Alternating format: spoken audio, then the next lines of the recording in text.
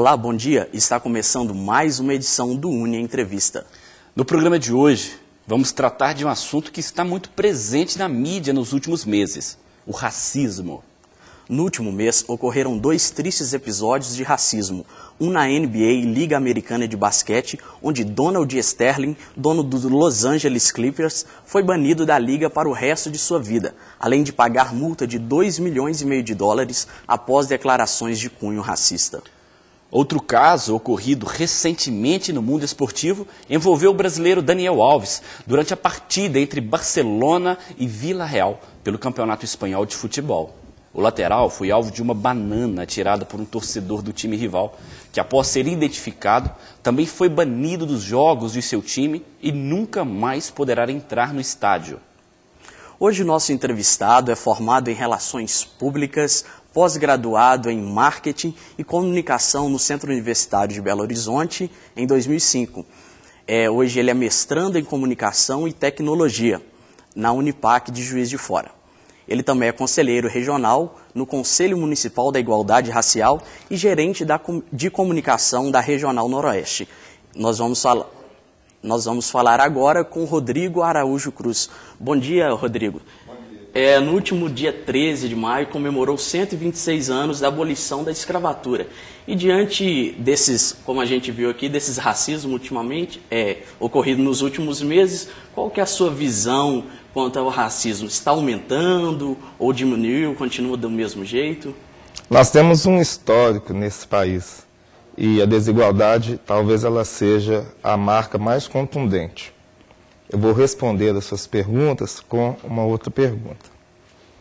Quando você, que é afrodescendente, sai da sua casa, se você transita pela sociedade, qual é a sua percepção de mundo? Mas não precisa de você responder. Aí eu vou deixar essa indagação e vou fazer a resposta.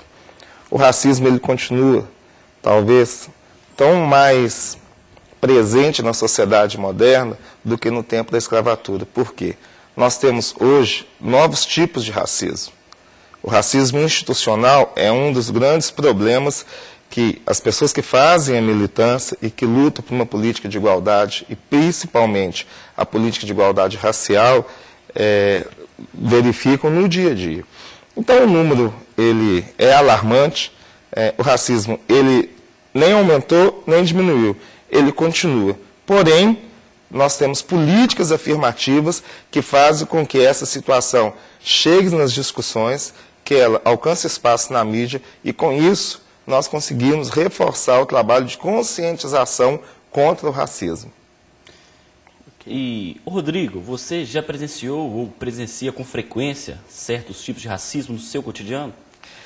Eu acredito que todas as pessoas que têm uma experiência desse tipo são marcadas para a vida inteira. Eu, particularmente, tive uma situação, mais do que uma, mas eu quero citar uma específica, que foi no movimento estudantil. A minha militância começou no movimento estudantil, inclusive dentro do UniBH. Aqui do UniBH eu saí como coordenador da União Nacional dos Estudantes, tive a oportunidade de trabalhar nos movimentos de base, e em 2002 aconteceu um congresso em Belo Horizonte, foi o congresso da Intercom, juntamente com a Enecos. A Intercom ela é uma sociedade de cientistas da comunicação e a Enecos é a Executiva Nacional dos Estudantes de Comunicação. Na época, o Centro Acadêmico do UniBH coordenava todos os outros diretórios em Belo Horizonte para terem uma proposta de unificar o processo da Enecos dentro da Intercom. Houve uma reunião numa instituição que eu não vou citar o nome, até para não apresentar em si a instituição, mas quero falar sobre o caso. Eu estava em um prédio onde seria a reunião, mas eu não conhecia a instituição, porque ela é muito grande, e perguntei a umas pessoas que estavam na porta. Onde que é o prédio tal? Era um nome específico. As pessoas estavam na porta, os caras olharam para mim, do jeito que eles estavam, e falaram, não sei. Bom, aí eu andei uns 50 metros, mas vi a placa falando, era o prédio que eu tinha perguntado. Eu fui para a reunião, e na época nós estávamos discutindo vagas para irmos para um outro congresso que teria depois desse processo. E os ônibus, curiosamente, foram dados na época pela reitoria do UniBH, e nós estávamos cedendo parte dos ônibus para os outros delegados das escolas. Para surpresa minha, quando nós chegamos a fazer a discussão, abrimos, né, o processo, chegam esses 2 estudantes que estavam na porta.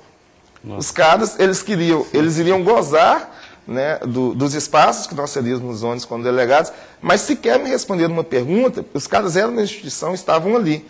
Obviamente que isso foi, né, uma questão de preconceito racial. Então eu já vivi isso, colegas já viveram, nós recebemos denúncias quase que diárias no conselho, e a gente sabe que isso existe e está presente. Ok, agora outra questão também muito falada é a questão das novelas, né? Os negros geralmente não têm papéis em destaque, são poucos que têm. Como que você vê isso? Isso faz parte de uma cultura? Isso tem mudado? Não só os negros. A gente fala, né, de igualdade racial, e a política de igualdade racial, ela trata, obviamente, das disparidades que existem. Mas nós temos fatos como esse dos índios, dos ciganos, né, de todas as populações que estão à margem desse processo midiático. O negro, ele recebe, sim, essa dificuldade em ser protagonista muito mais pelo próprio discurso real da sociedade, né? Como eu falei anteriormente, existe uma discriminação institucional, mesmo que velada. Então, isso faz parte de todo esse processo de concepção da sociedade moderna. Ela faz o alijamento, porque nós já temos isso, talvez, na concepção geral.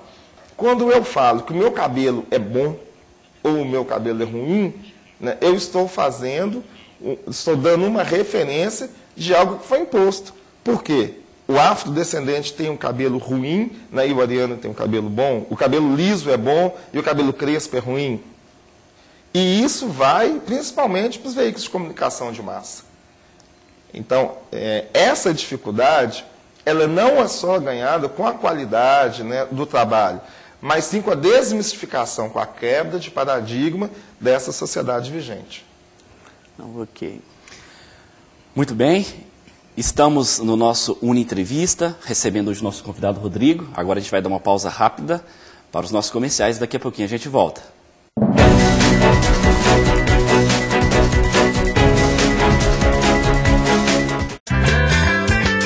que tem passado e presente de verdade, e se lança pro futuro, quer saber do que vai dar. Os melhores anos da vida são tantas histórias de chegadas e partidas, e a gente escreve o futuro agora. Quem sabe faz a hora e vem pro UniBH. E vem pro Uni, e vem pro UniBH.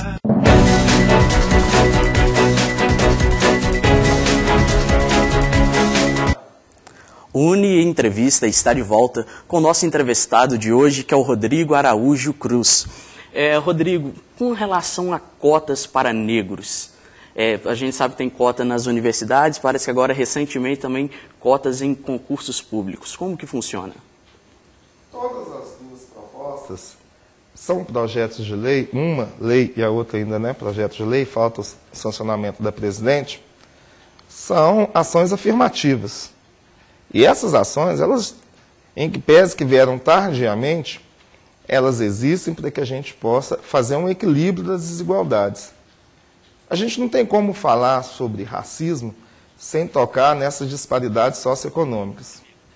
E ambas, tanto a cota, né, da inserção do negro nas instituições públicas federais, quanto da cota para concursos públicos, elas possuem um tempo, uma temporalidade, e você precisa de fazer uma apresentação no quesito raça-cor.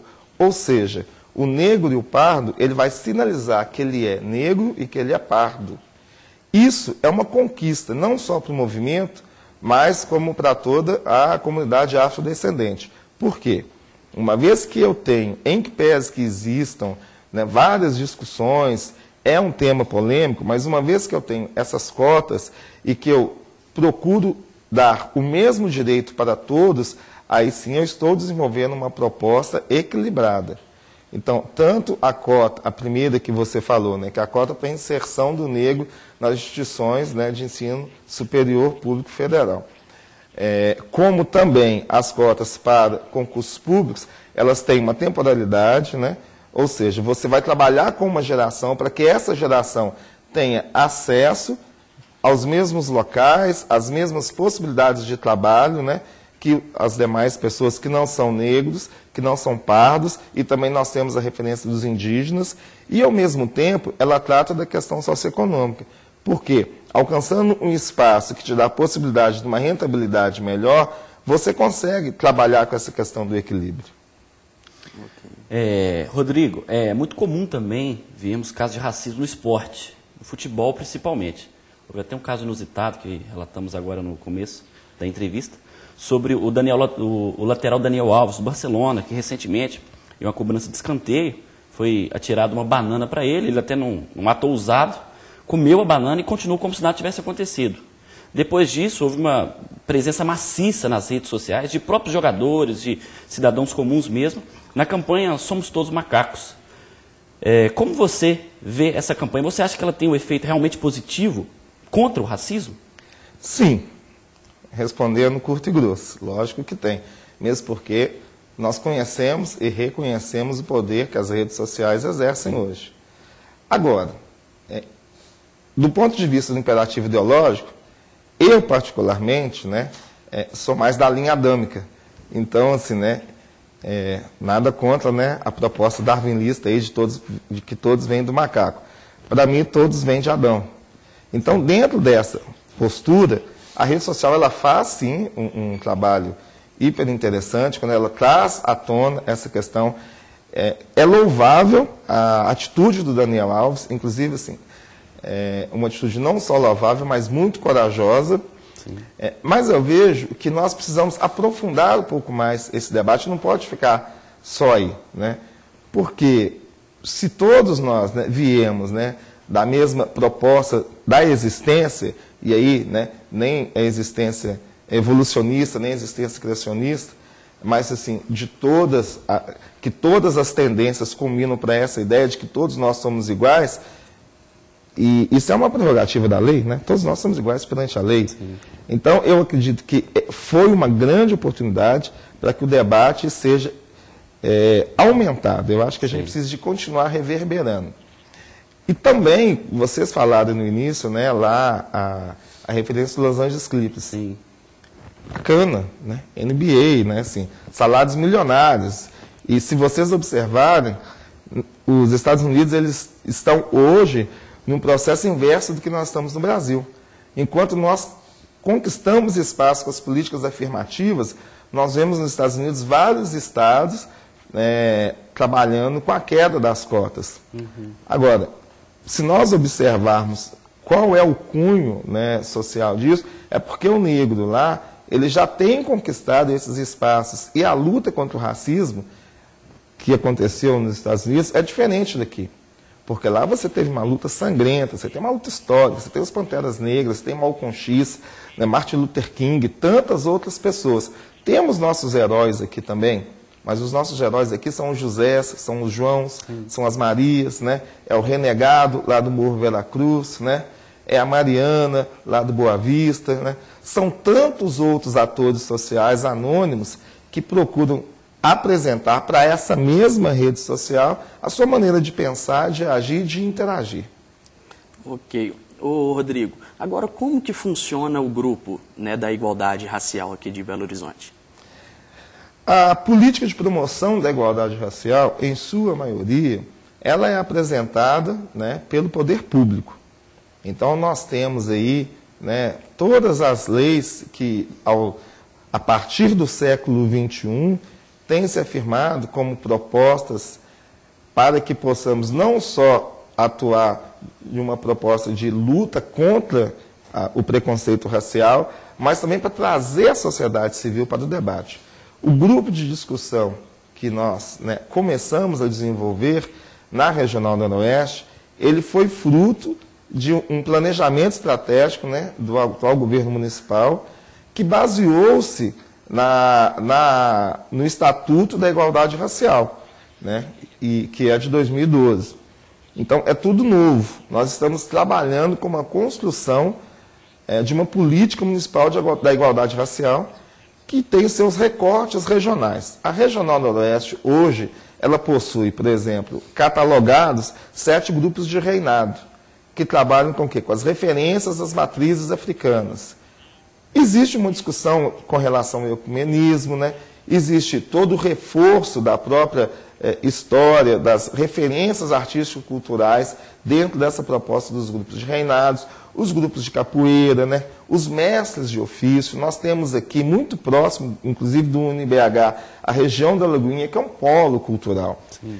Então, a partir de todas essas demandas, o governo municipal começou a desenvolver uma proposta que culminou num plano municipal da igualdade racial e que repercute nas regionais, né, através dos planos regionais, que trabalham todos os eixos: educação, saúde, políticas sociais, a questão de mobilidade. Então, você pensa as políticas públicas para melhorar a vida do afrodescendente. Não só do afrodescendente, no primeiro momento, sim, mas também do índio, do cigano, né? Enfim, como eu disse anteriormente, todas as pessoas que ainda estão à margem em função de um processo discriminatório.